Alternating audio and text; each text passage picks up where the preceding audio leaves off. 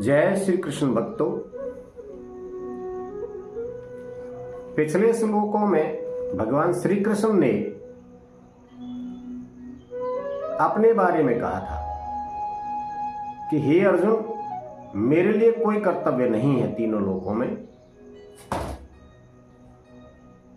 न ही कोई ऐसी वस्तु है जो मेरे लिए अप्राप्त है, प्राप्त करने योग्य है। फिर भी मेरे लिए कर्म करना जरूरी है, कर्म करना आवश्यक है। क्यों आवश्यक है? क्योंकि सभी लोग मेरे ही मार्ग का अनुसरण करते हैं।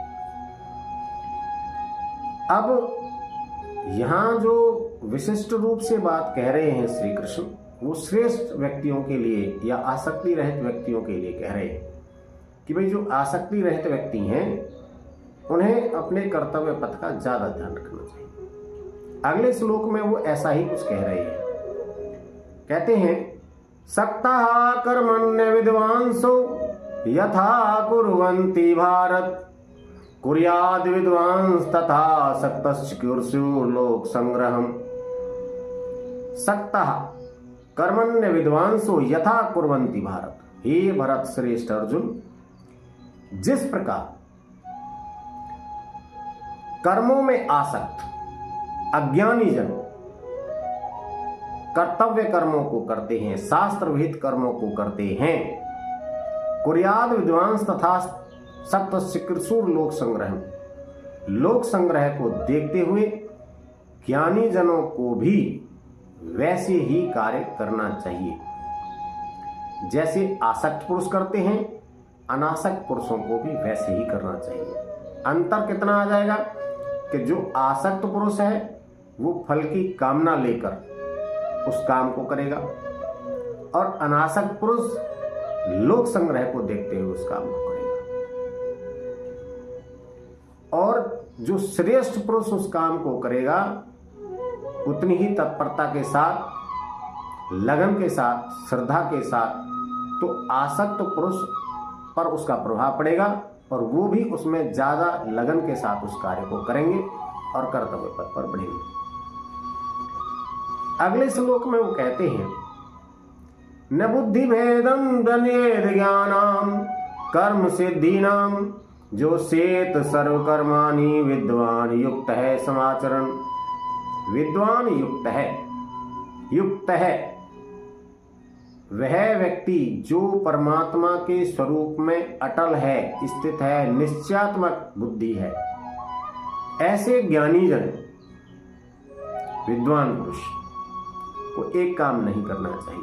क्या नहीं करना चाहिए? न बुद्धि भेदम, बुद्धि में भ्रम नहीं पैदा करना चाहिए।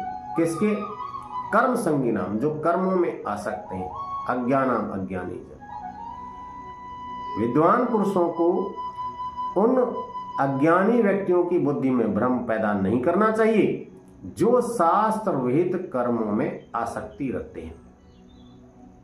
यानी वो शास्त्र विहित कर्म करना चाहते हैं, पूरी श्रद्धा के साथ करना चाहते हैं और लगन के साथ, तत्परता के साथ करना चाहते हैं, तो उनकी बुद्धि में भ्रम नहीं पैदा करना चाहिए। बुद्धि में भ्रम जैसे ये भी कह सकते हैं, जैसे कि ज्ञानी पुरुष ये कह देते हैं कर्म कुछ नहीं है, कर्म नहीं करना चाहिए, कर्म ही बंधन का कारण है, कर्म ही दुखों का कारण है, इसलिए कर्म त्याज्य है। ऐसा ज्ञानी व्यक्तियों को कभी नहीं कहना चाहिए। फिर क्या करना चाहिए? जो शेत सर्व कर्माणि समाचरण, उन सब कर्मों को भली भांति करते हुए उनसे भी करवा लो। किससे करवा में? अज्ञानी पुरुषों से। तो यहां अगर हम देखें तो इन श्लोकों में भी और पूर्व के कुछ श्लोकों में भी भगवान श्री कृष्ण ने श्रेष्ठ व्यक्तियों की जिम्मेदारी बढ़ा दी है। उनकी जिम्मेदारी इतनी बढ़ा दी है कि अगर वो अपनी जिम्मेदारी को पूर्ण रूप से निर्वाह करें तो समाज का कल्याण निश्चित है। अब ये बात उस समय अर्जुन के लिए कही थी, क्योंकि अर्जुन उस समय अपने पद से हट रहे थे, युद्ध से उन्होंने मना कर दिया था कि मैं युद्ध नहीं करूंगा। अब उनको तो आगे बढ़ाना वहां था, युद्ध के लिए कर्तव्य सिखाना वहां एक परम धर्म था। लेकिन अगर आज के दृष्टिकोण में देखें तो परिवार के सदस्यों का, जो बड़े हैं परिवार में, बड़े जो होते हैं, उम्र से बड़े होते हैं, तजुर्बे से बड़े होते हैं, ज्ञान में बड़े होते हैं, तो उनके लिए बड़ी जिम्मेदारी बढ़ जाती है। उनकी जिम्मेदारी ये बढ़ जाती है कि उन्हें अपने कर्तव्य कर्मों को करते हुए, अपने कर्मों को करते हुए बड़ा ध्यान रखने की जरूरत है। उनको अपनी वाणी पर बड़ा ध्यान रखने की जरूरत है, क्योंकि छोटे व्यक्ति जो होते हैं वो बड़े लोगों की वाणी को और आचरण को बड़े ध्यान से देखते हैं और फिर उसी प्रकार का आचरण करने का प्रयास करते हैं। तो उनकी जिम्मेदारी ज्यादा बढ़े वाली, परिवार के बड़ों की जिम्मेदारी बढ़ी। इसी प्रकार समाज में जो श्रेष्ठ व्यक्ति होते हैं उनकी जिम्मेदारी भी बढ़ जाती है, क्योंकि समाज के लोग श्रेष्ठ व्यक्तियों का आचरण अवश्य करते हैं। तो यहां भगवान श्री कृष्ण ने श्रेष्ठ व्यक्तियों को ज्यादा कहा है, ज्यादा जिम्मेदारियां सौंपी हैं और कहा है कि भाई उन लोगों को अपने कर्तव्य का जरूर ध्यान रखना चाहिए। तो हम सभी अपने आप को श्रेष्ठ माने और श्रेष्ठ मानते हुए अपने कर्मों का अवलोकन करें और कर्मों का अवलोकन करते हुए आगे बढ़ें, ताकि हम अपने से छोटों के लिए एक अच्छा मार्ग प्रशस्त कर सकें, जिस पर आने वाली पीढ़ियां आनंद का अनुभव कर सकें और दुख को त्याग सकें। और इसके लिए भगवान श्री कृष्ण के शब्दों को सुनना और उन पर चलना आवश्यक है। और उसके लिए सबसे जरूरी काम है कि हम श्रीमद् भगवत गीता का अध्ययन जरूर करें। अध्ययन करें या किसी के साथ संपर्क में आकर उसे सुनने का प्रयास करें।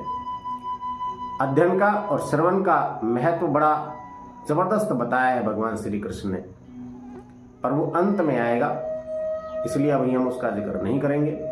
तो मैं तो आप सबसे केवल यही अनुरोध करूंगा कि अगर आप जितना भी संभव हो सके श्रीमद् भगवत गीता का अध्ययन अवश्य करें। जय श्री कृष्ण।